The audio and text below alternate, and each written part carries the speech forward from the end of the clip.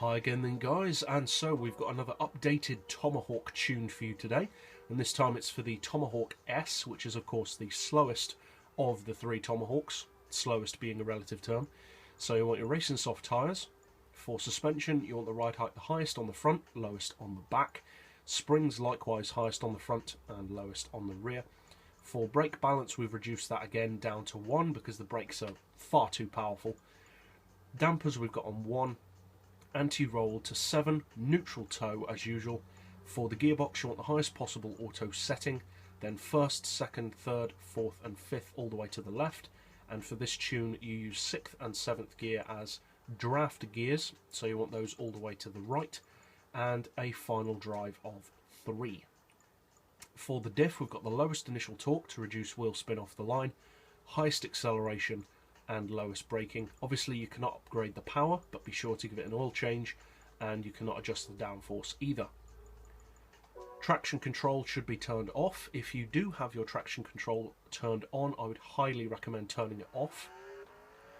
And although I'm using an automatic gearbox, in an actual racing situation with the Tomahawk, I would recommend using a manual, because you just have better control over your slipstream gears.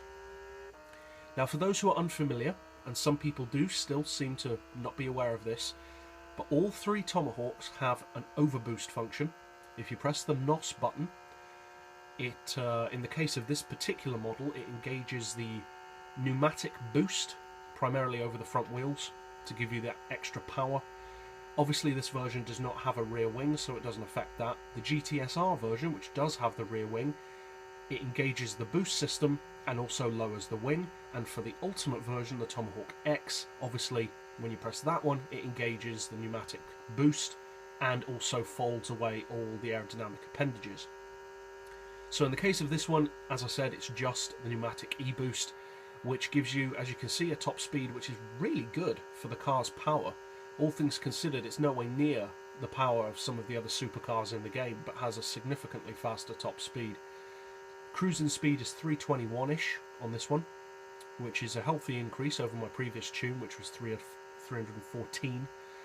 And also my previous tune did that in 7th gear, whereas this car does it in 5th. And in 5th gear you should be able to quite easily draft up to about 330. Then if you're using a manual box, obviously drop it into 6th.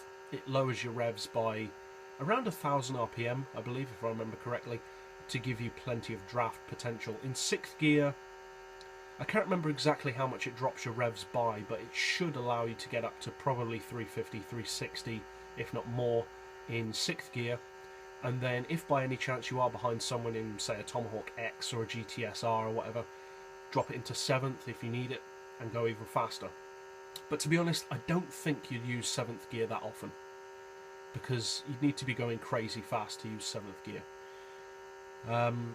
So that's it really. So I hope you guys find this tune setup helpful.